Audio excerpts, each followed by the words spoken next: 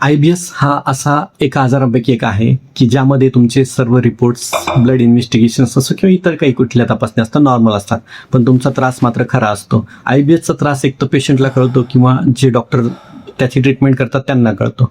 IBSसाठी कोणती blood taste नाही, कोणती स्कॅन IBSची पुष्टी करू शकत नाही, कारण IBS हा एक स्ट्रक्चरल आजार नाही आहे किंवा रचनात्मक आजार नाही. हा मेंदू आणि आतड्यांच्या लयीचा म्हणजेच ब्रेन गट रिदमचा आजार आहे. जेव्हा तुमची मज्जासंस्था म्हणजेच नर्वस सिस्टीम तणावाच्या स्थितीत असते तेव्हा तुमचे मोठे आतडे प्रतिक्रिया देऊ लागते. म्हणूनच तुम्हाला गॅस, वारंवार शौचात जाण्याची इच्छा होणं, पोट फुगणं, ब्लोटिंग आणि कधी कधी बद्धकोष्ठता म्हणजेच कॉन्स्टिपेशन आणि कधी अचानक जुलाब सुरू होतात. तर आता सर्वात महत्त्वाचा भाग, तुमच्या श्वासोच्छ्वासातील एक सोपा बदल हे चक्र किंवा ही ब्रेन गट ॲक्सिसची सायकल शांत करू शकतो. यालाच दीर्घ उच्छ्वास असं म्हणतात किंवा मेडिटेशनचा प्रकार आहे. जेव्हा तुम्ही श्वास घेण्यापेक्षा श्वास सोडण्याची प्रक्रिया अधिक काळ करतात तेव्हा तुमची वेगस नर्व ॲक्टिव्हेट होते, जी वेगस नर्व तुमच्या पचनावरती आणि श्वसनावरती नियंत्रण ठेवते. काही रिसर्चमध्ये असं दिसून आलं, संथ डायफ्रॅग्मॅटिक ब्रीदिंग जी आहे ती शरीराला रेस्ट आणि डायजेस्ट म्हणजे आराम आणि पचन मोडमध्ये नेते, जी आतड्यांच्या हालचाली स्थिर करण्यासाठी आवश्यक असलेली अचूक अवस्था आहे.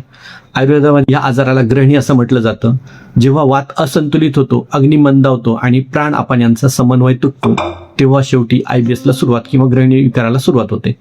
दीर्घ उच्छ्वास हा समन्वय पुन्हा प्रस्थापित करतो. यामुळेच आजपासूनच याची सुरुवात करा. 4 सेकंद श्वास घ्या, 8 ते 10 सेकंद हळूहळू श्वास सोडा. असे 36 श्वास दिवसातून 2दा घ्या. हे करायला तुम्हाला अगदी 5 ते 10 मिनिटाचा कालावधी लागेल. जर तुमचे रिपोर्ट्स नॉर्मल असतील पण तरी तुम्हाला IBSचा त्रास होत असेल तर हा बदल नक्कीच करून बघा. याने तुम्हाला नक्की फायदा होईल. हा रील त्यांना पाठवा ज्यांना हा IBSचा त्रास आहे.